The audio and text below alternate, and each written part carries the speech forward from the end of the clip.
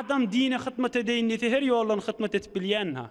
Men işim ma, men tukanım ma, men işim falan tüyüslü, men bazı şes bolum dönem edecek, men koynum ma, men yerim ma, hem biz bahane olyan ha bu zatta. Günah etçekti olsa adama yol kendir, soğa etçekti olsa yol ken. Gör bir giyeceğin karanqılığından näme hayırlanıp dulu. Giyeceğin karanqılığından yol yürüyüp dulu İslam yayratacak bolup. Giyeceğin karanqılığından haram işten süreyim, günah işten süreyim, akşam gözleşip birinne ba. Giyeceğin karanqılığından Allah Teala'nın huzurunu ferişte yanap bolup dururunu gözleşip birinne de ba. Giyeceğin karanqılığını gözleşip dulu, günah iş etmeden süreyim. Bir adam giyeceğin karanqılığını gözleşip dulu, giyece hem mekşiyatika Allah Teala'nın huzurunu durayın ferişte yanap bolup deyip. Onqıda geçip var ya, onqıda geçip var ya. Ben kendi durmayınna. Evası üşüttürle. Giyce üşüyüptürle, soğuk boluptur. Bir yeri konutturle giyce. Ot yakacak bolupturla. Amr ibn As 500 neferin başı. Ot yakmana ecadağınız yok deyiptir. Hiç kaysi. Üşüyes deyiptirle. Gerekli adımız var deyiptirle. Beter kaharlanıptır. Resulullah aleyhissalatu vesselam meni vellet deyiptir. Hiç kaysiniz ecadağınız yok, ot yakma deyiptir. Ot yakarsınız deyiptir. O dağlan defelen üstünden düşmanını gözlep duranlar deyiptir. Bizim ağda çıktığımız biler deyiptir. Bir çoyuncuk, kızgın gerek, nahar gerek deyip hemmemiz dargar helak bolar deyiptir. Bizim daşımız qavap çık öldürarlı deyiptir. Odun olayından marmarsınız hiç kaysiniz. Yakmanı dezadağınız yok deyiptir. Sonra Medine gelirlerine Resulullah aytıptırlar. Ol ot yaktırmadı bize deyiptirler. Amr ibn al-As yankı delilini aytıptır. Fa'aqarrahu'n nebiyyu sallallahu aleyhi ve sellem. Peygamberimiz aytıptır, qawiş etipsin, oňorpsun deyiptir.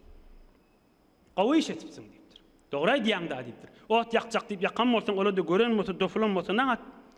Hile hem batırlıktır yerine onu başarmağa kişi gerektir diye maktan bolýar.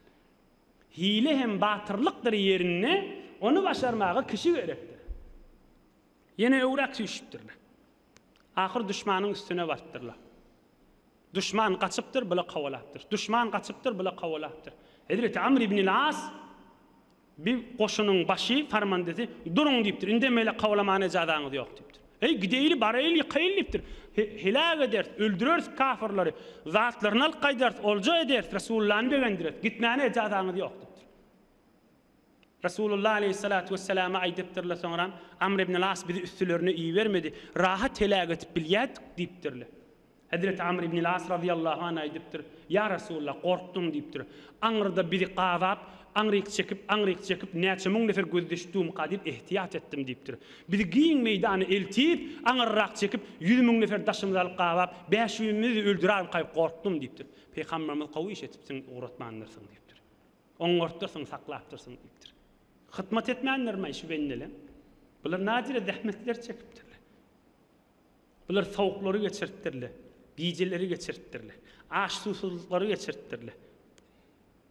Yine şol bir cevullik sefere gidende çay, su, maşinin içinde yoldaşlığın men oňuşmak kıyın.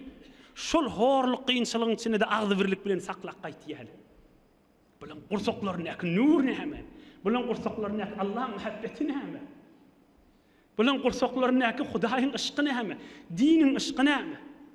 Hazreti Mevlana'nın birji beytini okuýan tamam edýänim. Aqibet turraft khahi na tamam, karhayet ebtero nane tuham. Ey musulman diptir. Bir gün seni gidersin ha diptir. Haçan çörüğün tamdıra goýan wagtynda çörüğün bişmäke janyň çykar ha diptir. Doğruca vurrun da. Haysi bir adam cay çıkanına dünyeden geçti. Haysi bir adam men maksadım yetti minni, Hudaýa men amada diye ne acel geldi üstüne. Haysi bir adam öýüne yeten ne acel geldi. Haysi bir adam men hemme adam tekmil olundy men amada diyen adam gitti. Aqibet turraft khahi na tamam, karhayet ebtero nane tuham. Çörüğün hamir ýoraňdan saram, çörüğün bişmäke dünyeden geçersin dipdir. Onun için bir din gaýgysyn et. Ahiret gaýgyny et, kabr gaýgyny et, kıyamet gaýgyny et. Goý musulmançyk ýürüp dursun. Sen sebep bolarsyň inniki neslin içinde Allah diýjek adamlara. Ol gülýanjak çağa çykla subhanaka okymadan çürüm, dehret öwrenmeden çürüm, Allahu ekber öwrenmeden çürüm, Muhammed Resulullah aleyhissalatu vesselam tanymadan çürüm. We bil ahira Allah'ın nuru ýaýramaga azajyk sebep boljak bolmaly bolar ahir. Inhe 3 tane ulaqan mawzu boldy. Deslapsi mal gurrungy. Arasta adam, arasta ýaňa harj eder. Israf etmer. Dogurja gerek yerini berer, haram yere harj etmez. Men başarmaryn hele diýer. Men başarmaryn är diýer. Men başarmaryn dost boýdaş diýip mert bolupdyr. Kilenji gurrun agdy birlikde bolmar. Mehabbetde bolmar. Bu gurrun ha falan ýaýtýarmyň, falandan çymat ýok. Hatta gal özümizden çyry. Başga bir ihtilaf gurrun agatdam. Her kim la ilahe illa Muhammed Resulullah Müslüman doğandı. Bitip kalmağa aletip görmeli. Bitip cidili mint görmeli.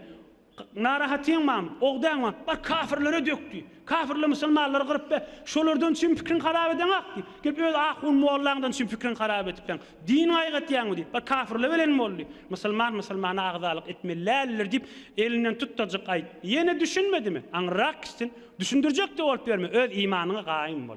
Allah Teala kalplarınız, öylüğünüz, yüzü gözlüğünüz nuru imanından dolasın inşallah.